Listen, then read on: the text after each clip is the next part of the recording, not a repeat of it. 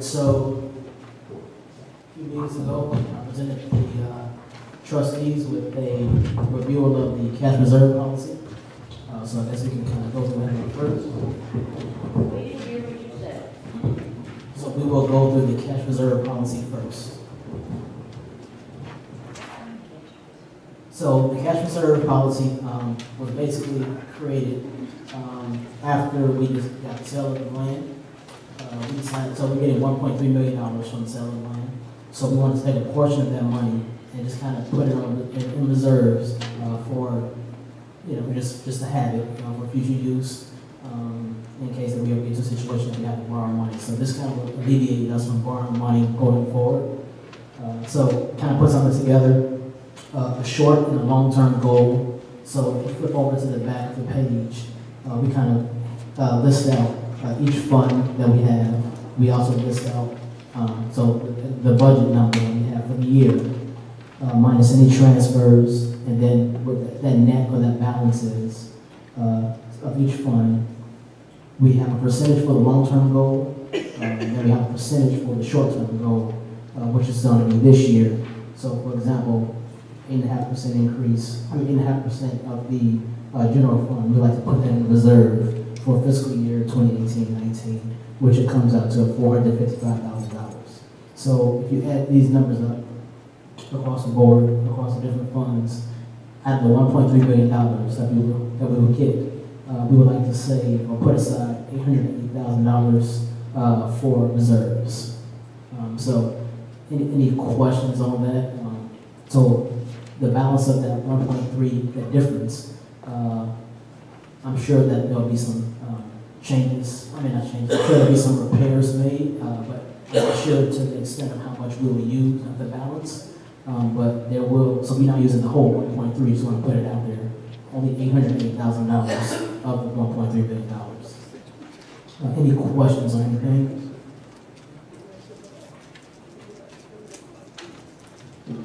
Mayor, did you have any input into this, or was this strictly the Finance Committee that came up with this? The 880,000, no, I had no input in that. Off the top of my head, I know that the fire chief had been asking at the time that we did the budget itself, and then more recently had come forward again asking for funds for equipment that is at the end of its life, and has been asking for funds to replace that, and has been talking to other sources to get loaners in lieu of new equipment.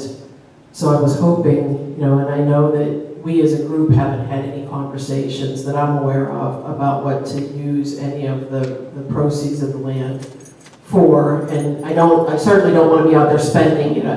It's not like open the checkbook and start spending it. We need to set it aside and save it for a rainy day. But at the same time, too, we've got some needs that should be addressed. And I think that's one of them, and I think we should probably go back and look at the different items that the department heads had at the budget time that we couldn't address, and see if there are others like that that truly are more pressing and maybe we should consider looking at as part of something that we might want to spend with some of those dollars sooner rather than later. Funny you should mention that. Yesterday we had a department head meeting, and I instructed the department heads specifically what you just stated, that there are some things that each department needed that haven't been taken care of over a lot of years. What you're talking about is bunker gear for the fire department. He had talked about that, and at some point in the near future, we're going to amend the budget to add some of those things to the department that we weren't able to add into the budget because the budget did not include the sale of the land. So those will be some of the things that will be added into it. The board will get a list, see what the department heads want, and that's why you didn't see the whole 1.3 mil taken out. So, because I asked to have some of that taken put on the side, so some of the things that need to be done, we have infrastructure, we have buildings that need to be roofs, sidewalks, aprons at the fire department, a lot of different things that need to be done, and we weren't able to do that at this particular point in time, and was not added to the budget. So those things will be brought to the board. The list will be brought to the board as soon as they finish compiling that list. And some of the repairs, I can just say a few. I know that the doors at the gym and at the community center are ancient. They have to be repaired and things. Those are just some of the things. It's a list. And they talked about, so I told the department heads to bring it back to me when they compile it, we can go over it again. After they've gotten it pretty much tweaked out, I'll bring it to the board and let the board see exactly what they're talking about. Right, so that'll be to the side. These are just reserved, so that doesn't count towards, this one here does not count towards that. That'll be totally separate. Just something like that. Yes.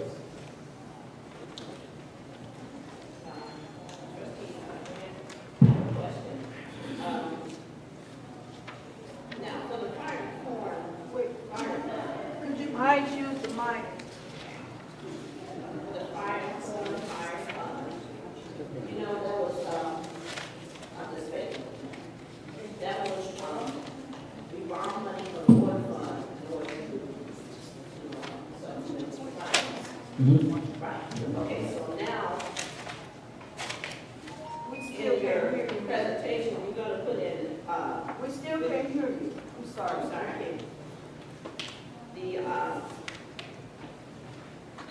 $158,000 was, transferred from the water fund to the fire fund, right? Okay. So, then you put, well, whoever put it, I'm sorry, 51,000 to be put in reserves. Now, it seems like it's already in the hole, but now we're gonna take some money out of reserves and put it in the fire fund. So the money we're setting to the side, so you're right, so we're transferring money from the general fund or the water fund to support the fire fund. The 51,000 that we're putting is just a reserve for any unexpected expenses that may come up in the future for the fire fund. So for that particular fund, the fire fund, we'll have $51,000 that we can use possibly for future expenses. Okay, I understand that, but it seems like we should pay back the water fund, before we talk about reserve. So you got to pay off the water fund. No, I'm paying back the money that's owed, the $158,000, should go back into the fire fund. So you're saying the money should go back to the water fund because we borrowed it to pay for the fire fund. Is that what you're saying? Money's in the, right. Well, I mean, it's already budgeted for. Don't get me wrong. I mean, I see what you're saying. I definitely understand that. But as far as, using different funds to fund other funds, I mean, that's something we've always done. And I don't see why it would be any different to take less of that money and then kind of fund the reserve money with that. It's already been allocated for, if that makes sense. It's already been allocated. Right, so it's already been budgeted for that transfer money that we're transferring to the fire and fund. Yeah, it's already, it's already allocated.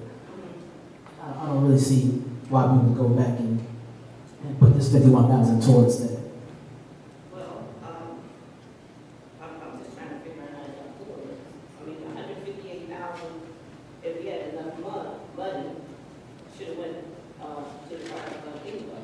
It should have never been taken out of the water fund. Right. So, I'm just, trying to get the scenario straight.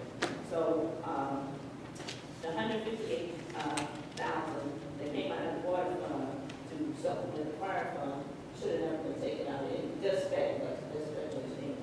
So anyway, you saying that we're gonna leave money in the, fire fund, and we're not gonna pay it back, we're just going to, put in additional money for reserve. So, okay, if I understand this correctly, so the money that we borrow from the waterfront to support the fire fund, correct? That's a done deal. The $51,000 is going to go to a reserve fund that will support the fire and floor fund in the future. So, in other words, this is going to be operational transfer deals, so we're not.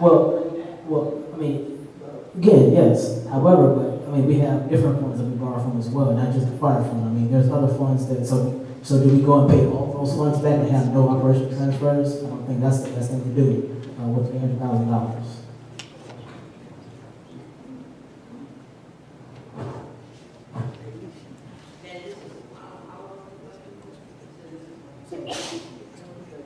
So this number here, all the way to the right, that would be just for this year.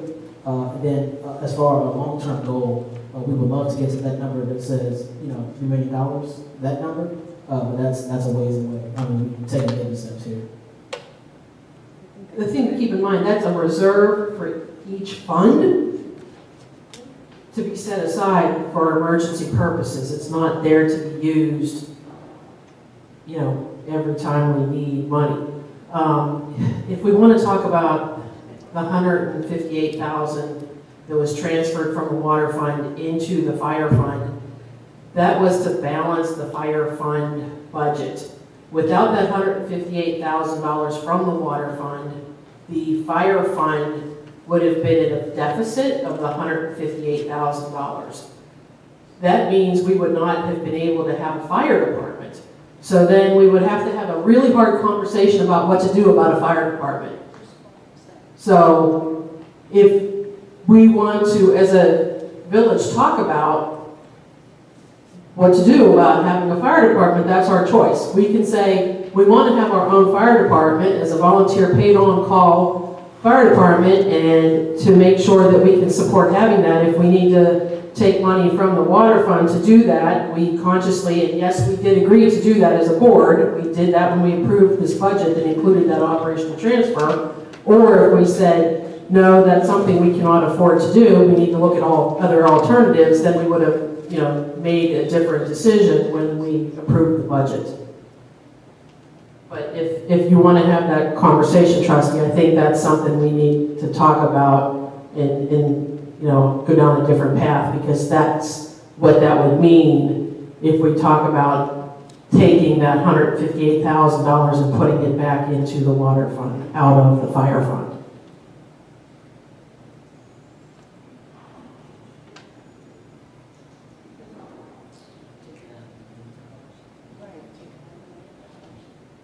Okay. Anything else on the cash reserve? I do have another question, trustee. How do you envision this money being handled? Are we going to set up separate general ledger numbers that show that money with those numbers so that it kind of looks like it's restricted even though it really isn't? Within those funds, how is it going to be handled from a general ledger reporting perspective? And is the money going to be invested in some kind of a short-term investment vehicle so that we're getting some kind of a return on the money, or is it just going to be sitting there idle? How are you going to handle that? So, as of right now, I think we're still talking over creating separate accounts. I don't think that's been finalized yet. I believe that we're going to talk with the auditors and get their opinion on what and how to move forward with that. No, the money will not be invested. I think we're kind of want to keep it handy just in case. I know that's probably not the ideal thing to do with this amount of money. But I mean, as you know, sometimes we run into some trouble and we kind of need money immediately. So I think that it will sit in the account short term, and I think that we'll just keep track of it as if we do the current bond we have, and we just track our expenses from it that way, just via the spreadsheet. What I'm concerned about is last year, budget Trustee year. Brewer, please use the mic. I'm sorry, the budget year from 2017 to 2018. There was a Oh, it might ain't working, man. your mic ain't working. Yeah, it sure ain't, 'cause we really can't hear you. The cost, I think we were like $1 million overrun from the budget. Right, because of decrease in property taxes. Right, okay, so we know we're $1 million in the hole, just speculate. And now you want to take a variety of different reserves to, I guess, do a variety of duties and keep them in the funds. But we already $1 million in the hole, and it looks like we're going to have $800,000 more that you're going to put in reserves. It seems like to me that I don't understand why would you have a reserve when you're already $1 million in the hole. I mean, you could take this money, put it aside, and put it something else, but you're still $1 million in the hole. So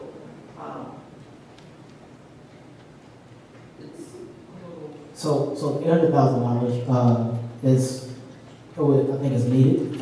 It's more of a savings. You can look at it like that way. So I understand that, we did have a deficit last year. However, we can't just say, okay, well, this paid us $1 million back just because we have it, because then we'll never have a savings. And so going forward, we'll be back in the same situation year after year after year. At some point, we have to just correct the issue. I think this is the starting point.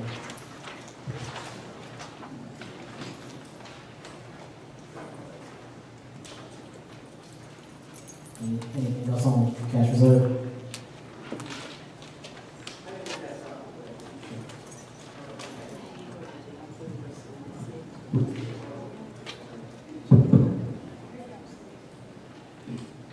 You have in this paragraph, okay, it says, the finance department is responsible for monitoring these balances and informing the mayor of significant changes. I really think you have to include the board, because the board's cut off of certain things, and I think the board needs to be made aware as well.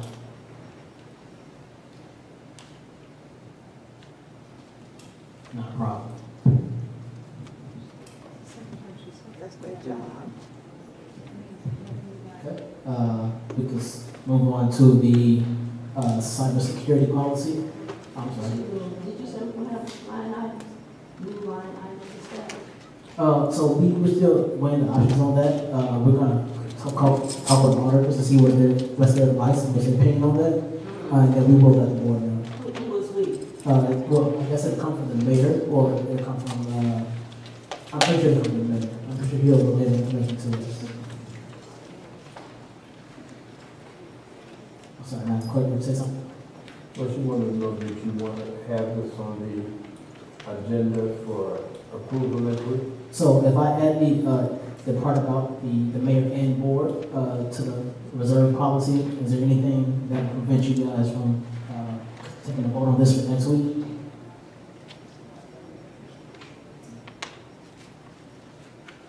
So what I'll do is I'll add this to change. So I'm going to ask one question. You have TBDs for the capital equipment replacement and the tech equipment replacement. Any idea when TBDs would be replaced with actuals? I mean, that's kind of unknown realistically, so that just ends up being removed in effect, doesn't it? Yeah, as of now, I mean, it's kind of like it doesn't exist. I mean, we're ways away from that. So that, you can just kind of, forget that that's even there pretty much.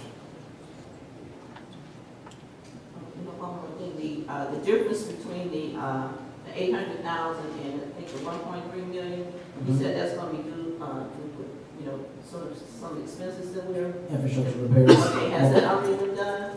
No, so the mayor, he's gonna give us a list from the department heads, and they'll come back to us with, I guess, some much needed repairs. And as a group, as a board rather, we'll go through and we'll decide on what we can and cannot do. I think I personally would like to see the list from the department heads and have us go through and look at those and agree what those are and see what we're going to spend versus what we have left before we say yay or nay to this. Well, this has nothing to do with that. Well, but it kind of all relates though, because we're talking about 1.3 is our starting point, and then what we spend off of their list is going to leave us with some lesser number, and then I think that lesser number really should be what our reserve is. Because I have them working within a certain amount, and that's why they have to make that fit. Right, I was gonna say that. And you know, it's not as if, because it's not a Christmas list, so they have to make it fit. Each department has to make it fit, then they bring it back, and then once they've got through, then I'll bring it to the board, because it's gonna have to be appropriated, so anything that's gotta be appropriated of the budget, quite actually, the board has to vote on it, so but they have to make sure, I don't wanna just have it open and say, okay, well, you get what you want, it has to fit within a certain realm. And, so that's why I was looking for them to be able to work with that and fit into that realm, and still have these cash reserves for, you know, and that's what, you know,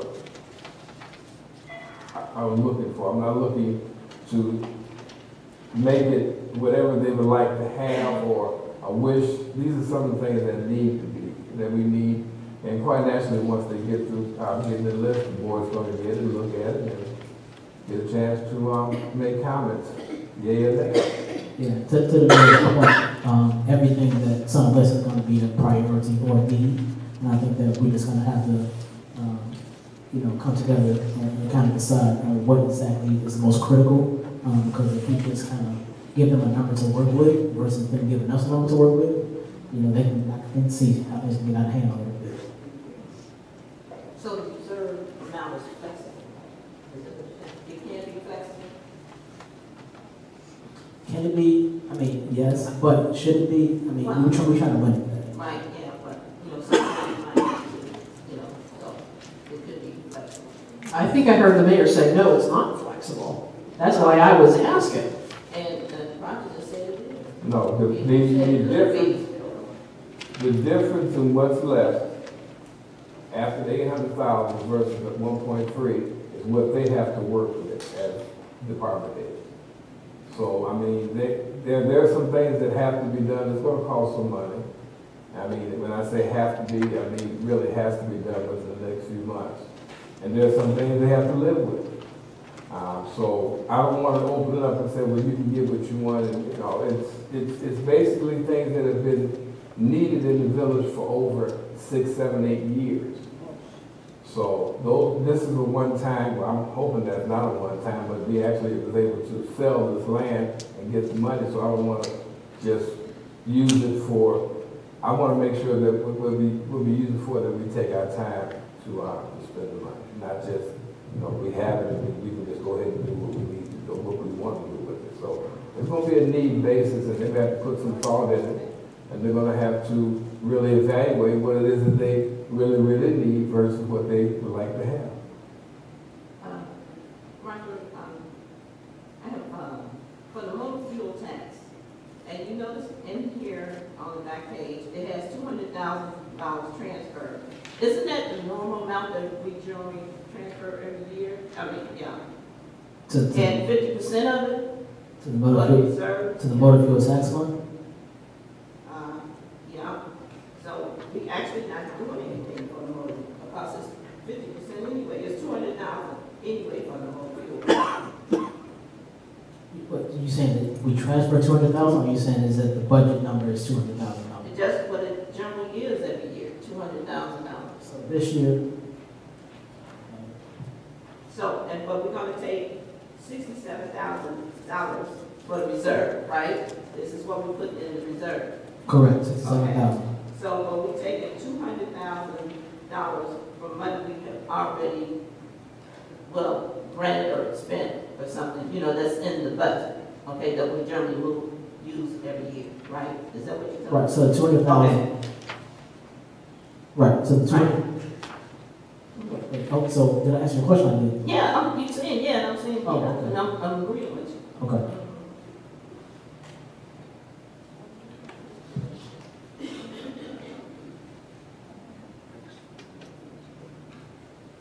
Okay, moving on. Okay. So the other policy that was brought before the board was the cybersecurity policy. So did we answer the clerk's question about putting it on the agenda for next week? I think that we can put it on the agenda for next week.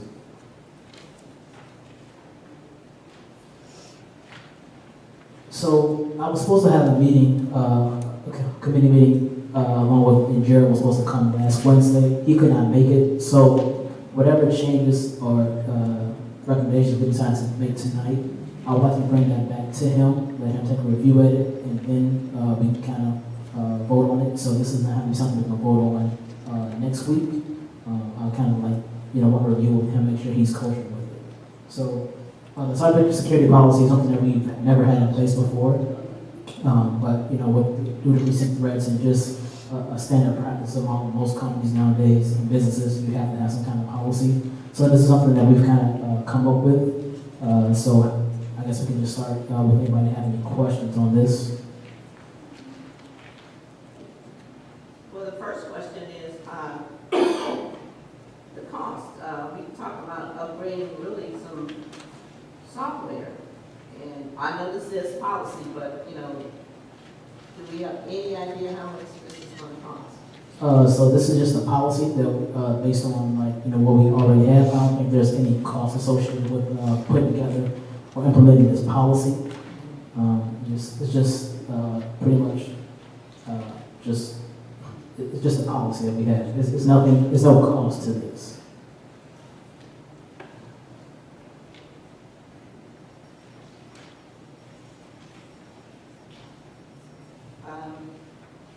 Trustee Grant, as I go through here and look at the cyber policy, which is a really good, I guess it's a start, right? Oh, absolutely. Okay. A portion of this policy has everything to do with not FOIA requests, but information. A lot of the information here, you indicated that it has a red, green, white, black level. However, who makes the determination what that is? Well, I see now it is by the mayor, but shouldn't that be the mayor and trustees? Yeah, so it should be the mayor. However, trustees, we're really not handling, the day-to-day. So it's not our job to say, okay, well, the finance director should have this access. That's something that falls under him. Say that again. So we shouldn't say, okay, the finance director gets this access, or the fire chief gets this access, or so on and so forth. Like that doesn't fall under us. That's like day-to-day as far as employees, so that falls under him.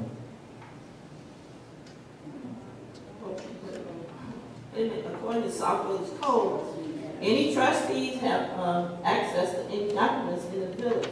No, I never said they did. Okay. You asked about employees. Okay. Are you asking as far as trustees go? Yeah. Mm-hmm. So I think that we should come up with what access trustees should have as a group. I don't want to just throw it out there and say this is what we have. That's just not the right way to do it. I think that trustees should have most access, but they shouldn't have like the highest level as far as we need to have the same amount of access as such as a juror would have as an IT consultant. That is not true. What are you talking about? As usual. From a legal aspect, there's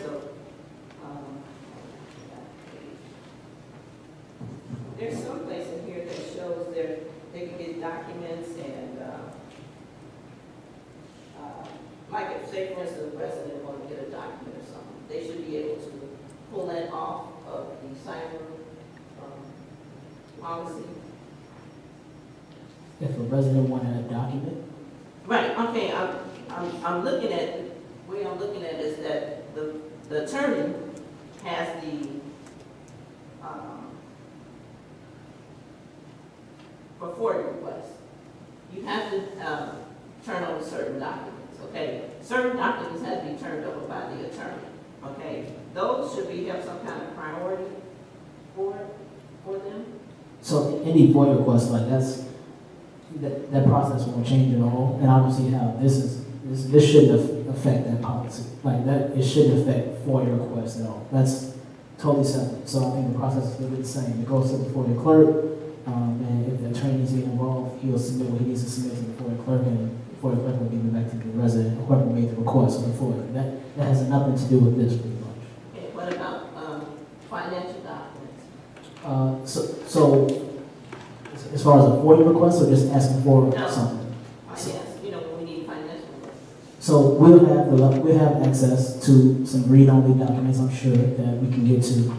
Nothing that we can possibly change or manipulate. But I don't see why we wouldn't have access to certain financial records. All financial records.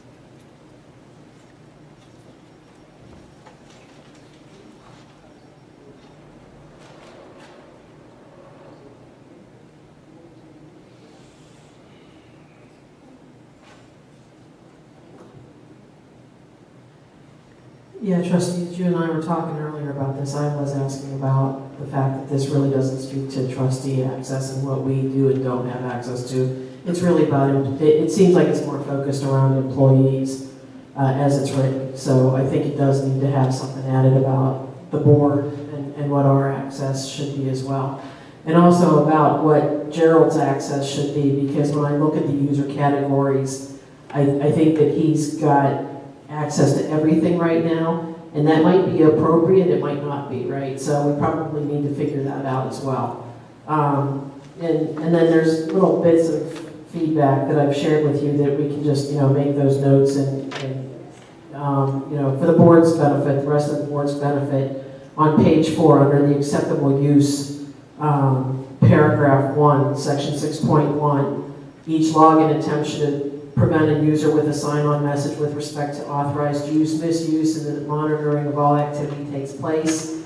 If that's not something that happens today, I don't think we need to worry about changing that. I think it's probably more appropriate to make sure that that's included in the employee manual. That way, to Trustee Brewer's point, we're not incurring costs with code changes to make sure that when there's a login, that there's a little pop-up box that says that.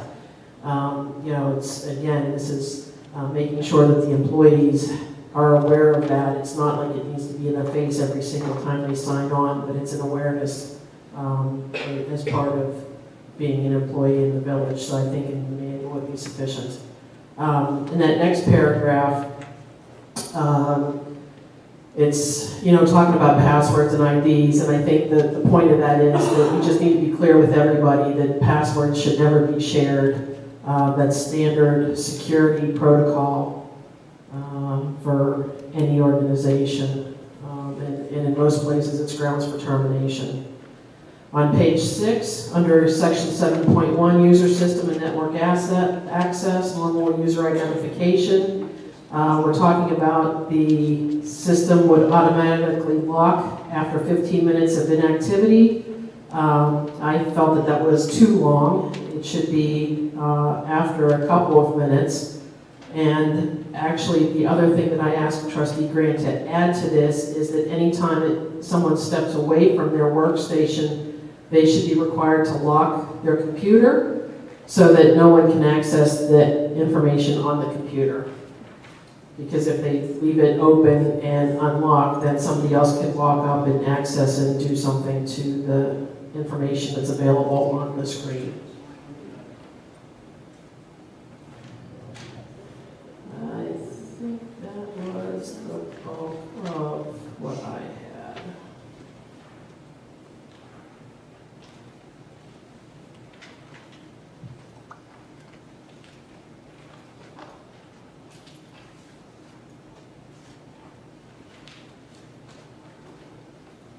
So I think the next step for this will be to figure out what access us as trustees should have, and then define what that looks like, and then go through it again in the near future, and then possibly pass it or vote on a later date.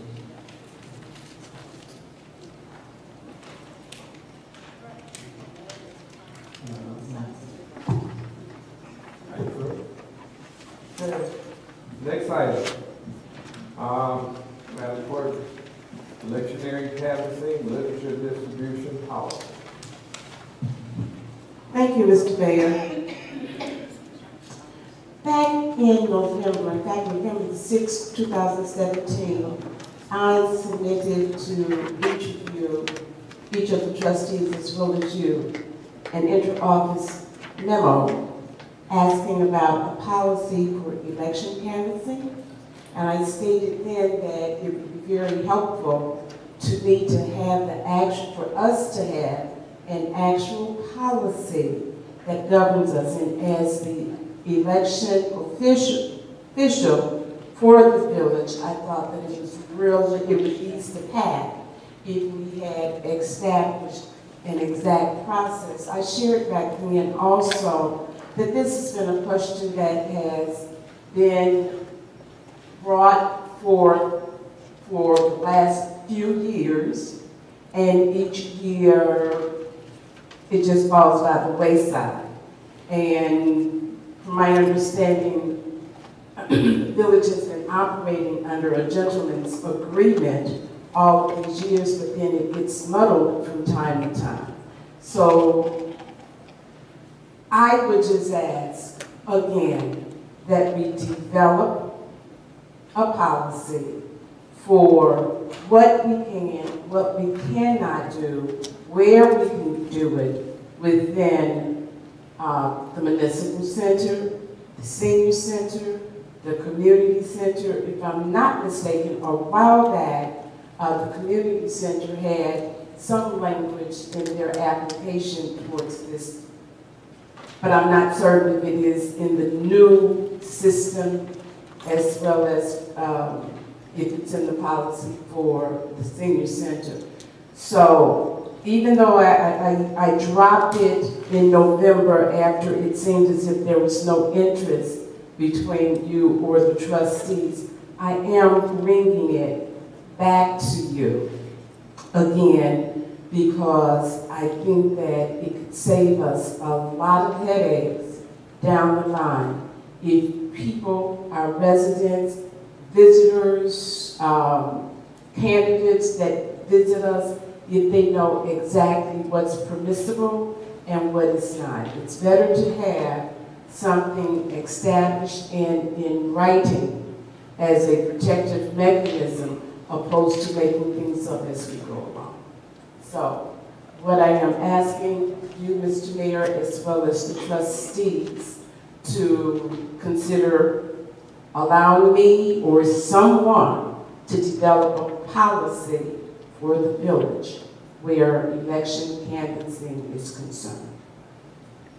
Okay, well, I'll ask the ordinance review committee to come up with a draft. First of all, check to see if there's anything in the records for. Okay, just talking to Trustee Todd.